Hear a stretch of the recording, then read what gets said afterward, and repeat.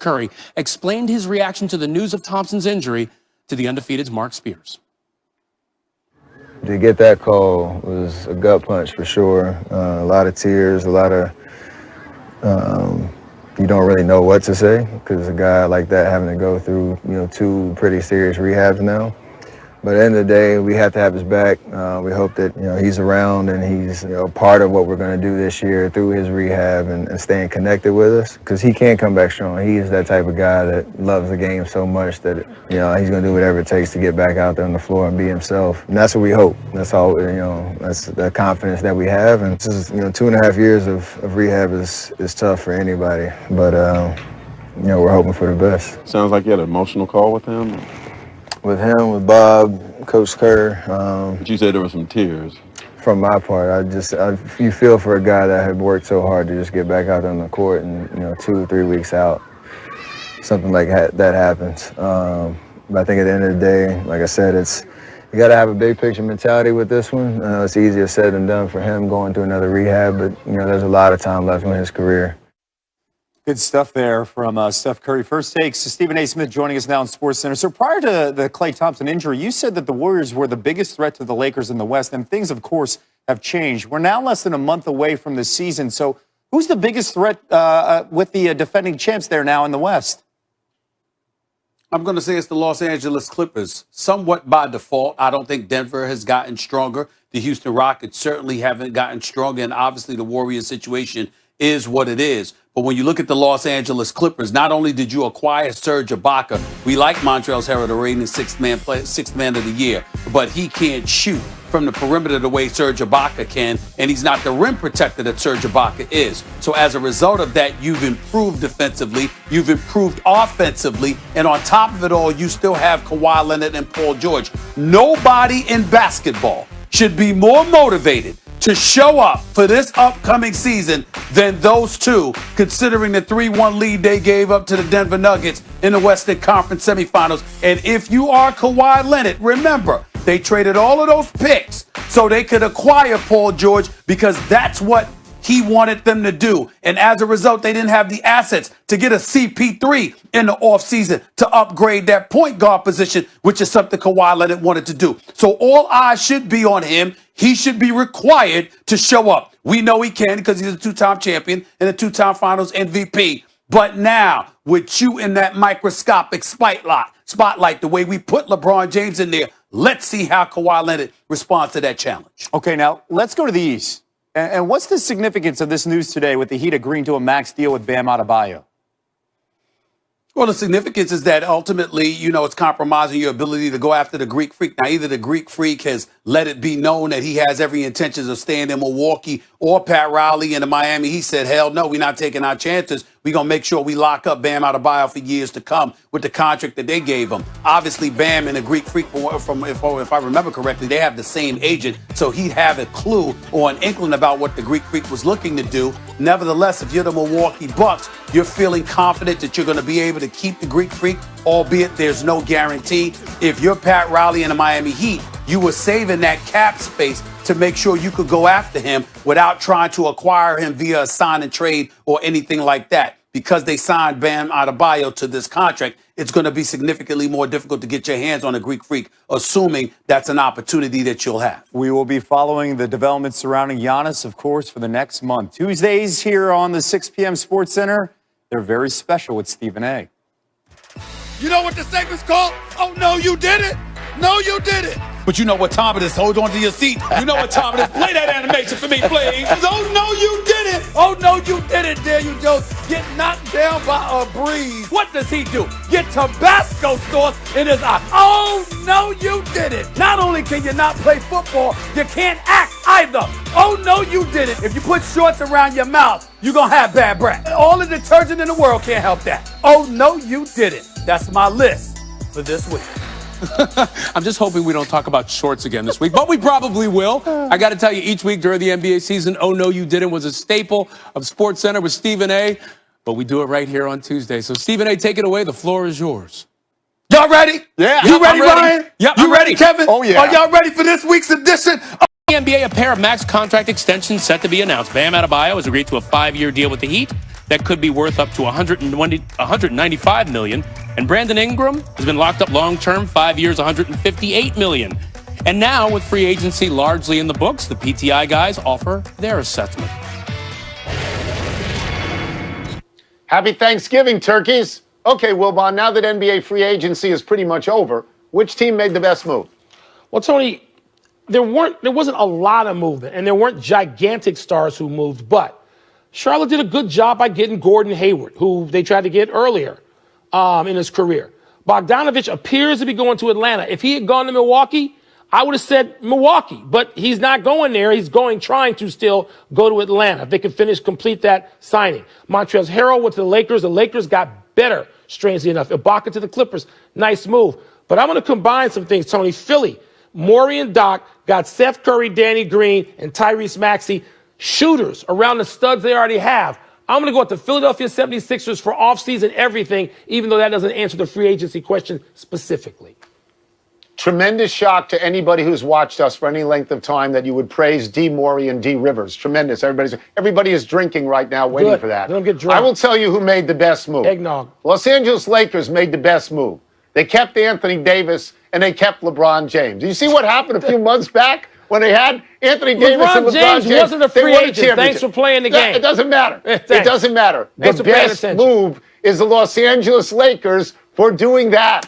Because they're better than everybody else once again. They are. They're the best. So you team. automatically have them repeating based on what they just did? I just said I think they're the best team, so I would give them the best odds. It's not automatic. It's not automatic. Best No.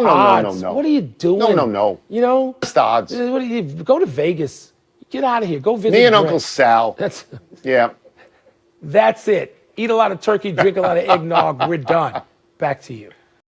When asked about whether or not the Clippers wanted him back, he said, apparently not if I'm on the other side, so it is what it is, really. Jalen, what do you think about him just coming out and saying that the Clippers didn't really want him back? I'm going to keep it 1,000. He ruined some of his value by playing poorly in the playoffs. You're going to see a lot of people getting big deals this offseason. The reason why he didn't get a long-term deal is because he was the defensive liability that the Joker continued to take advantage of to the point where they had to take him out of the game.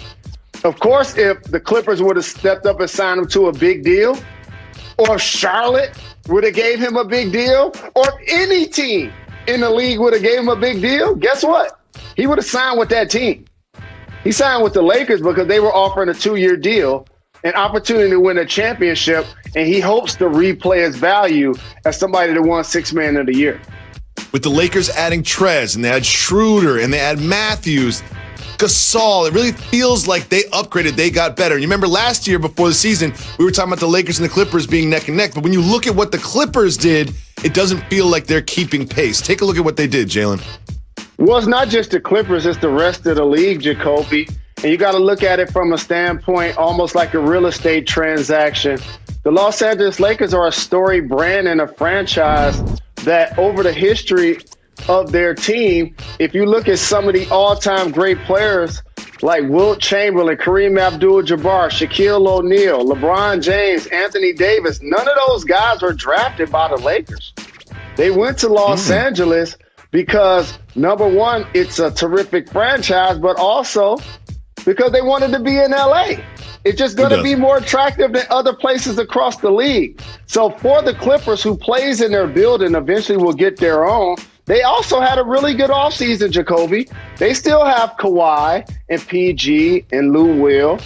Okay? They did a terrific job of adding Ty Lue as their head coach, re-signing Morris. The Clippers are the second best team in the Western Conference. It's just the Lakers are playing chess right now where everybody else is playing checkers, and LeBron James is doing a terrific job of making it unfair for everybody else to compete. Well, two things. The one thing that the Lakers and the Clippers have in common is they both have players from the Oklahoma City Thunder. Obviously, Paul George with the Clippers, and now Dennis Schroeder with the Lakers. Jalen, when you look at all of the players that the Thunder have acquiesced, coached up, and then lost, what do you think about their strategy this offseason? You remember when Philly was talking about trust the process? In theory, that's exactly what the Oklahoma City Thunder are doing. It's just nobody's giving it to a label to it. But here's what I want to make sure I point out. all of those draft picks, and Sam Presti is one of the best general managers in the game. The Oklahoma City Thunder are cost-cutting, if you ask me. Because if you look at over the last decade, they're not going to draft players better than Kevin Durant, Russell Westbrook, James Harden, Victor Oladipo, Paul George, Steven Adams, Dennis Schroeder. It's just not going to happen. Mm-hmm. It's not going to happen. They've been the best farm system that the NBA has seen. It's like, okay, Phoenix, we don't mind helping you out. We'll send you Chris Paul after he helped lead us to the playoffs. Wouldn't most teams be trying to keep SGA and Schrader together? But no, they're going to give up Schrader and trade him to the defending world champion. Didn't Danilo Gallinari just get a big deal with the Atlanta Hawks to help them out? Didn't Steven Adams just go to New Orleans to help them out? So if you're an Oklahoma City fan, you're really excited on paper that you got so many picks, but in theory, they ain't trying to win, dog. They cost cutting. They cost cutting. They are. They absolutely are. Dennis Schroeder is now on the Lakers, and I used to call him Schrader as well, but I think he changed it. But he did like a Robinson thing on us halfway through his career.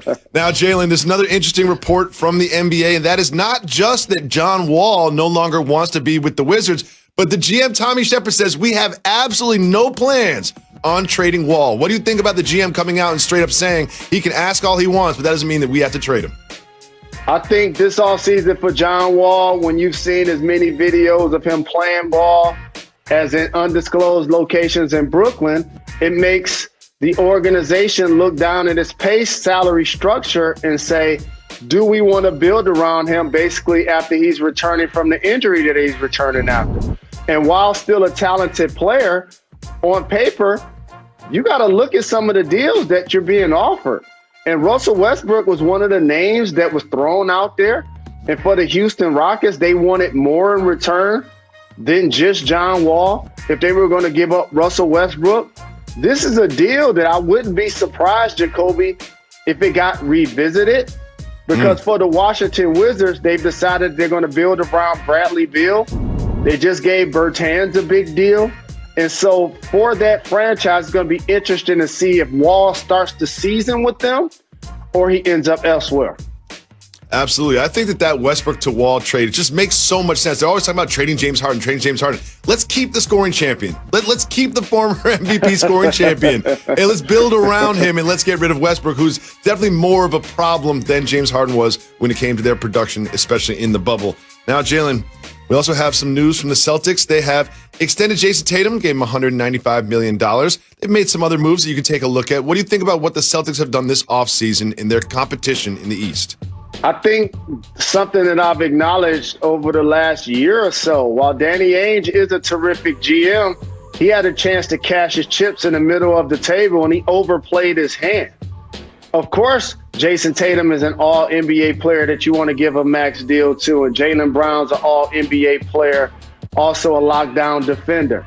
But when you start losing Al Horford, Kyrie Irving, and Gordon Hayward for no assets in return, now you start to look back at the journey and like, wait a minute, they were in play for Anthony Davis.